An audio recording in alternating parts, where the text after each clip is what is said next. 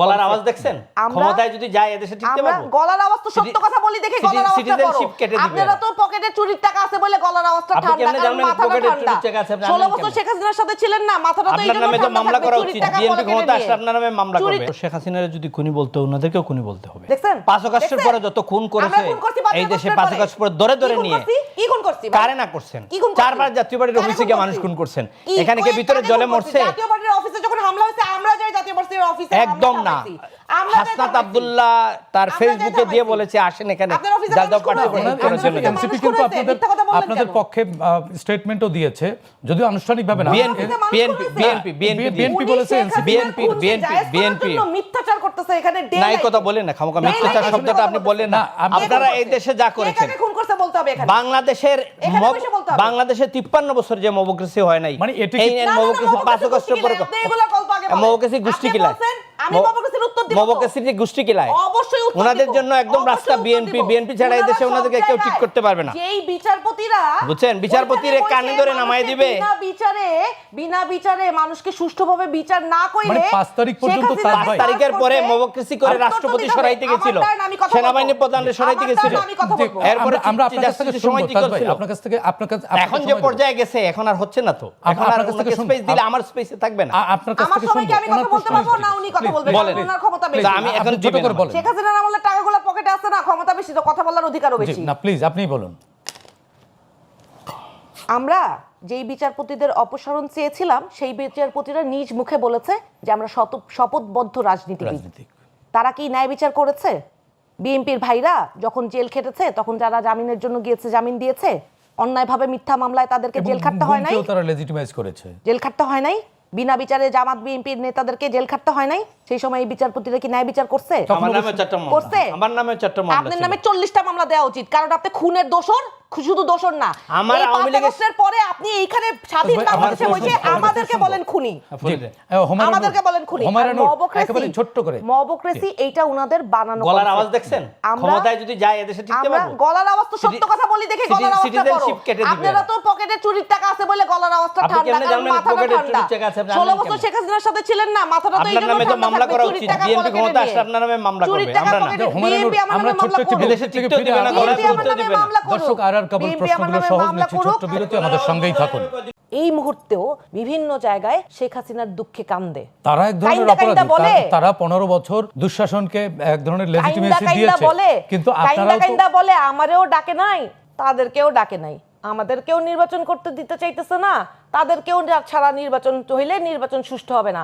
তারা যখন অন্যদেরকে ছাড়া নির্বাচনের এই আমিডামি নির্বাচন করছিল, তখন কি তারা জনগণের সামনে এসে বলছিল যে আওয়ামী লীগের এই কাজ আমরা সমর্থন করি না? তারা তো সুযোগ সুবিধা ভোগ করছিল। তারা সুযোগ সুবিধা ভোগ করে নিজেরা আরামে আয়েসে দিন কাটাইছে, আর যতগুলো টাকা বাংলাদেশ থেকে লুট হয়েছে সেই টাকার খোঁজ নিলে তাদের পকেটেও বাইর হবে না।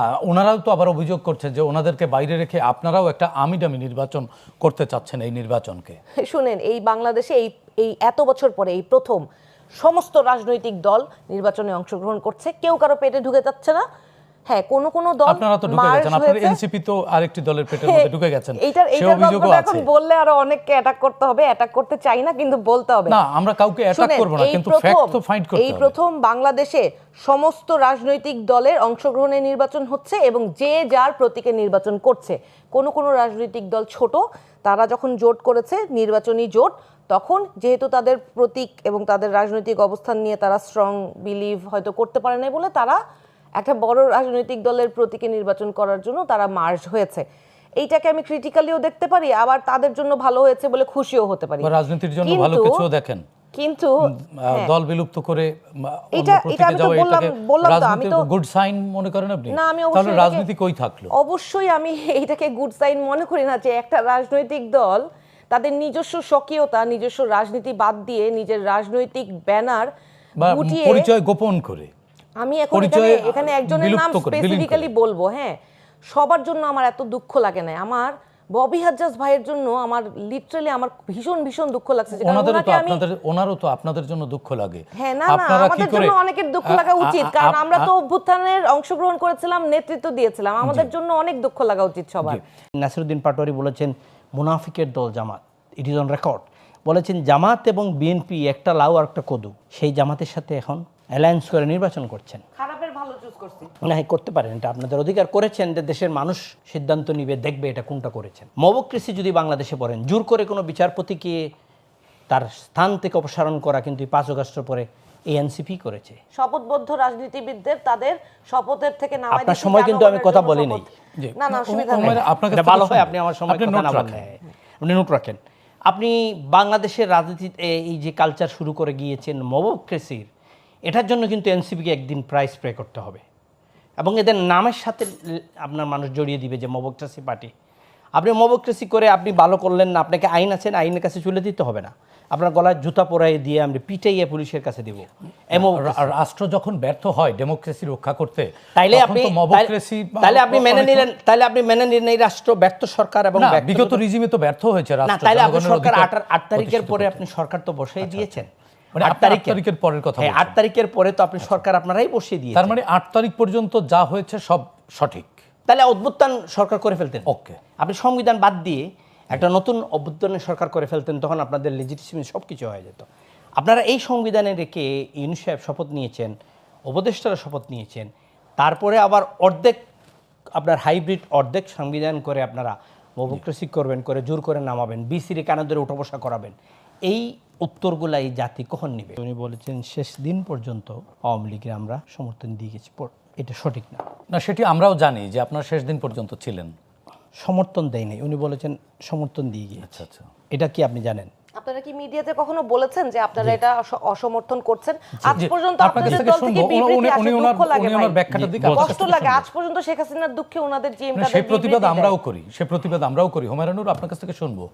14 জুলাই যখন জামাতকে নিষিদ্ধ করা হলো রাজনৈতিক নির্দেশনায় প্রজ্ঞাপন দিয়ে, ওইখানে কিন্তু 14 দল ছিল, আর আওয়ামী লীগ ছিল, জাতীয় পার্টি ওখানে ছিল না। জাতীয় পার্টি চেয়ারম্যান জিএম কাদের বলেছেন, আমরা কোনো রাজনৈতিক দলকে এক্সিকিউটিভ অর্ডারে নির্দেশনা দিয়ে বন্ধ করার পক্ষে নয়। বক্তব্য দিয়ে সৈয়দপুরে এয়ারপোর্টে নেমেও এই বক্তব্যটা দিয়েছেন। এই আন্দোলনের পক্ষে জিএম কাদের বক্তব্য অজস্র আছে, যে উনি বলেছেন না, ছাত্রদের ন্যায্য আন্দোলন সুন্দর করে বসে কথা বলে এটা সমাধান করার প্রয়োজন। এইটাদের পক্ষে আমাদের সমর্থন যে না, তার প্রমাণ হলো আমাদের ছাত্র সমাজের যে সভাপতি ছিল মামুন, যে ছেলেটা আজকে জামাতে যোগদান করে জামাতে চলে গেছে, জামাতিরা ওনারা নিছে, বক্তব্য দিছে কালকে, আপনি রংপুরে দেখেছেন যে ছেলেটা মামুন, এটা কি আমাদের ছাত্র সমাজ সভাপতি ছিল। এই আন্দোলনে শরিক হয়ে পানি পর্যন্ত দিয়েছে, নিজস্ব দল নিয়ে আপনার আন্দোলন করেছে। আরিফ নামে আমাদের একটা ছেলে 14 দিন জেল কেটেছে আপনাদের রংপুরে, আমাদের এই আন্দোলনের পক্ষে ছাত্রদের জন্য। আমরা শেষ দিন পর্যন্ত কখনো সরকারের পক্ষে ছিলাম না, এই কথাটা ঠিক না। আমরা এই সরকারের সাথে ইলেকশন করেছি, যেটা আপনার 14তে আপনি ধরতে পারবেন, 24টা ধরতে পারবেন, 18টা ধরতে পারবেন না, কারণ 18তে বিএনপি ডক্টর কামালের জামাতে ছিল, ডক্টর কামালের নেতৃত্বে বিএনপিও ছিল, সবাই অংশগ্রহণ করেছেন। আমাদের এই 14র জন্য আপনি প্রশ্ন করতে পারেন, নিশ্চয়ই এটা প্রশ্ন করার প্রয়োজন, এবং আমি মনে করি ছোট করে বলতে হবে। আমার আরো একটু প্রশ্ন আছে আপনাদের দুজনের কাছে। দ্বিতীয় হলো, আমার এই যে হুমায়রা বলছেন যে এই দলটাদের নিয়ে এই দলটা কী ধরনের ফেসিবাদকে সহযোগিতা করেছে। আমি যদি নির্বাচন করে এই সরকারের সাথে থাকি, বর্তমান নির্বাচন কমিশন এবং সরকার নিয়েই তো আগামী দিনে আর একটা প্রশ্ন তৈরি হচ্ছে। বর্তমান নির্বাচন যে সরকার বসেছে বলেছে যে আমরা নিয়োগ করতে ছাত্রদের, সেই ছাত্ররা গিয়ে কিন্তু জাতীয় পার্টির অফিস 4 বার পুড়তে চেষ্টা করেছে। সেই ছাত্ররা এখনও চেষ্টা করছে জাতীয় পার্টির মিছিলে, নির্বাচনী মিছিলগুলো বন্ধ করার জন্য, নির্বাচন থেকে এখনও সরানোর জন্য গিয়ে আপনার নির্বাচন কমিশনের করছে, চিঠি দিচ্ছে যে জাতীয় পার্টিকে বাদ দিতে হবে নির্বাচন থেকে।